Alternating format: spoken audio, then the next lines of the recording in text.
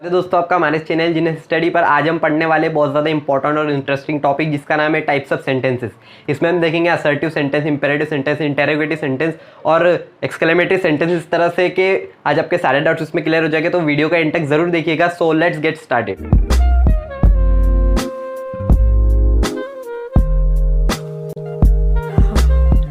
तो दोस्तों, सबसे पहले हम बात करते हैं कि व्हाट इज अ सेंटेंस। तो जैसा कि हम जानते हैं कि हर लैंग्वेज में लेटर्स होते हैं, फिर लेटर्स से मिलकर वर्ड्स बनते हैं, देन वर्ड्स से मिलकर सेंटेंस बनते हैं। तो सेंटेंस का डेफिनेशन क्या होगा फिर?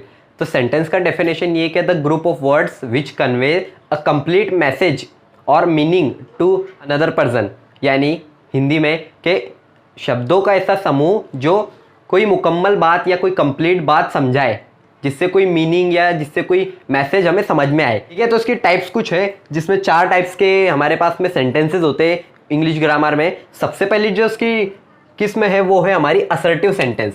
अब असर्टिव सेंटेंस के भी 2 टाइप्स है, जिसमें एक है अफर्मेटिव सेंटेंस और second one is negative sentence. तो असर्टिव सेंटेंस की अगर हम देखें डेफिनेशन, तो वो क्या है? असर्टिव सेंटेंस यानी वो सेंटेंस जिससे हमें कुछ बात पता चले, जैसा कि फैक्ट पता चले, कोई ओपिनियन पता चले या कोई आइडिया पता चले।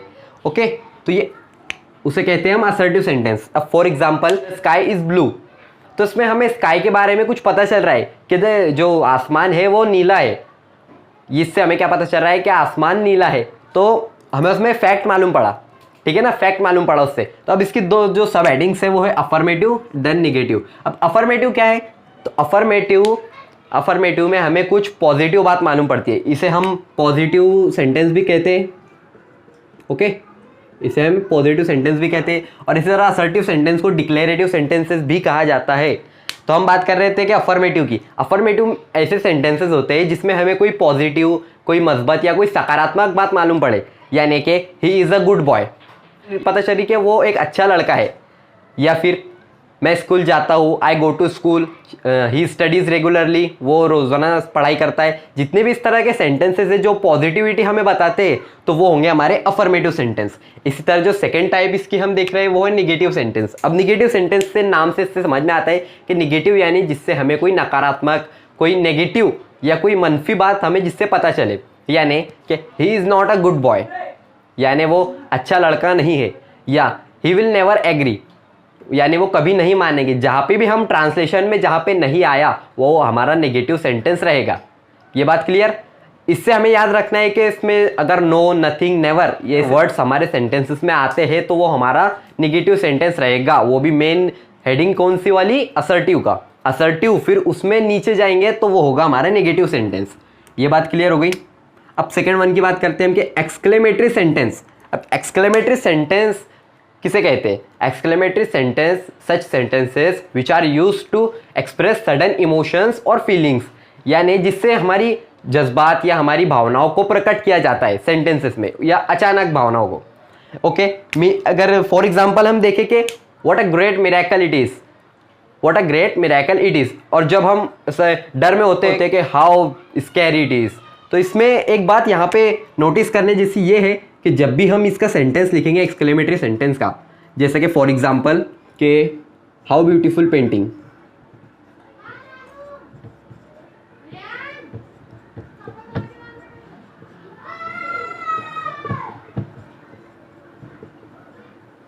तो इसमें एक चीज़ हमें ये आसान है जिससे कि हम इसकी पहचान कर सकते हैं, वो ये कि इसके आखिर में हमेशा एक्सक्लेमेशन मार्क आएगा। ठीक है, इसके आखिर में हमेशा एक्सक्लेमेशन मार्क आता है। एक्सक्लेमेटरी सेंटेंस जब भी हम कोई बोलेंगे तो उसके आखिर में कौन सा मार्क आएगा? Exclamation, the mark of exclamation. Okay, third one की बात करते हैं हम, इंटेरोगेटिव सेंटेंस। अब इंटेरोगेटिव सेंटेंस बहुत ज़्यादा आसान है। The sentence which is use to ask a question, यानी वो सेंटेंसेस जिसमें कोई सवाल पूछा जाता है। अब सवाल 2 किस्म के पूछे जाते हैं। कुछ सवाल ऐसे होते हैं जिसका जवाब यस और नो में दिया जाता है, और कुछ सवाल ऐसे होते हैं जिनका जवाब हमें डिस्क्रिप्टिव देना पड़ता है। तो देखिए, मेरी 2 टाइप्स इसकी इंटेरोगेटिव सेंटेंसेस की, ये है कि verbal question then yes no type question. अब वर्बल देख के एक बात ये समझ दिमाग में आती है कि इसका वर्ब से कई रिलेशन है, लेकिन ये नहीं है। इसका रिलेशन वर्ब से नहीं है, लेकिन इसका रिलेशन हेल्पिंग वर्ब से है।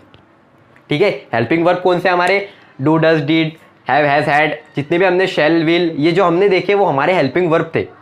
तो हेल्पिंग वर्ब से शुरू होंगे, ये बात ये हमें याद रखनी है। वर्बल क्वेश्चन जैसे कि हम हमारी हिंदी में जैसा कहेंगे कि क्या तुमने खाना खा लिया, तो इंग्लिश में उसको कैसा बोलेंगे?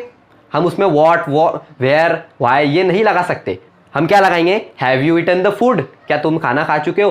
तो इसका आंसर हम डिस्क्रिप्टिव नहीं दे सकते।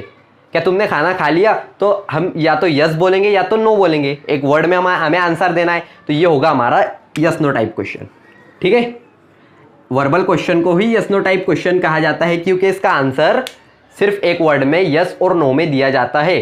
अब सेकंड वन की बात करते हैं हम कि WH टाइप क्वेश्चन। अब WH टाइप क्वेश्चन से ये बात समझ में आती है कि ये WH वर्ड्स से शुरू होते हैं। अब WH वर्ड्स क्या है? WH वर्ड्स वो वर्ड्स है जिसे what, where, why, how, who ये जितने भी वर्ड्स हैं हमारे WH वो इसके शुरुआत में आएंगे, बिल्कुल स्टार्टिंग में, जैसे कि, और इसका आंसर जो भी होगा वो डिस्क्रिप्टिव टाइप में देना होगा हमें।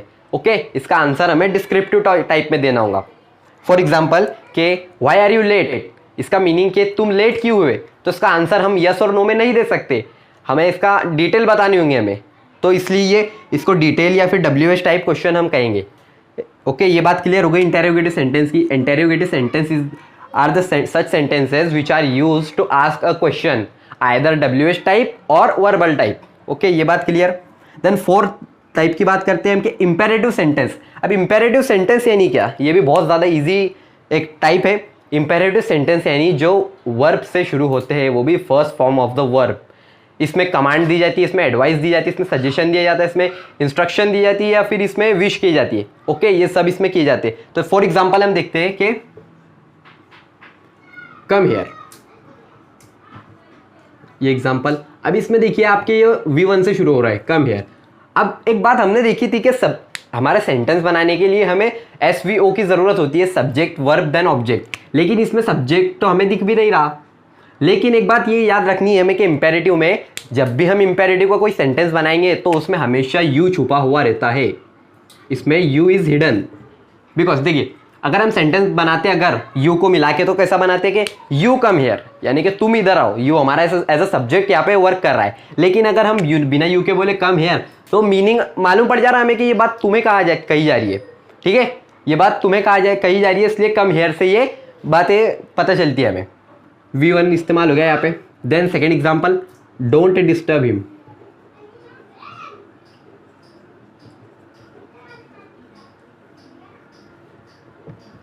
यानी उसे परेशान मत करो। ठीक है, उसे परेशान मत करो, ये सेकंड। अब इसमें डू, ये डू हमारा वर्ब भी है, और वर्ब है तो फिर इसकी फर्स्ट, सेकंड और थर्ड फॉर्म क्या है? Do, did, then done. First, second, third form, do, did, done. Okay, ये बात क्लियर। थर्ड बात इसमें ये कि जब भी हम एक वर्बल सेंटेंस बनाएंगे, इंपेरेटिव सेंटेंस जिसे कहते हैं हम, तो उसमें यू शुड भी छुपा हुआ होता है। यू तो छुपा हुआ है ही, ये तो बात तो हमें पता है, लेकिन यू के साथ यहाँ पे एक और चीज़ छुपी हुई होती है, वो है शुड। ये बात समझ में आएंगे। अब इसमें एक बात मैंने बताई थी आपको कि इसमें रिक्वेस्ट भी की जाती है। अब रिक्वेस्ट किस तरह से की जाती है? प्लीज़ कम हेयर को ही हम अगर रिक्वेस्ट बना दे तो अभी कम हेयर में हम कमांड दे रहे, लेकिन जब रिक्वेस्ट करेंगे तो क्या बोलेंगे हम? Please come here, please comma come here. अब इससे ये बात जाहिर होती है कि इंपेरेटिव में रिक्वेस्ट भी की जाती है, कमांड भी की जाती है, इंस्ट्रक्शन भी दी जाती है और सजेशंस भी दिए जाते हैं। यानी कि अब हम सजेशन के लिए यू का इस्तेमाल कर सकते हैं या फिर नहीं भी कर सकते। कैसे? कि गो देयर, यानी कि उधर जाओ। अब इसमें हम ये इंस्ट्रक्शन भी दे रहे हैं और ऑर्डर भी दे रहे हैं कि तुम उधर जाओ या फिर तुम उधर जा सकते हो। ये एक मेरा सजेशन है। ठीक है, तो ये था हमारा इंपेरेटिव सेंटेंस किस तरह से बनाए जाते हैं और इसकी पहचान किस तरह से की जाती है। ठीक है, तो अगर वीडियो आपको अच्छा लगा होगा तो मेरे वीडियो को लाइक कीजिएगा, चैनल को सब्सक्राइब करके कमेंट में हमें अपनी राय ज़रूर दीजिएगा।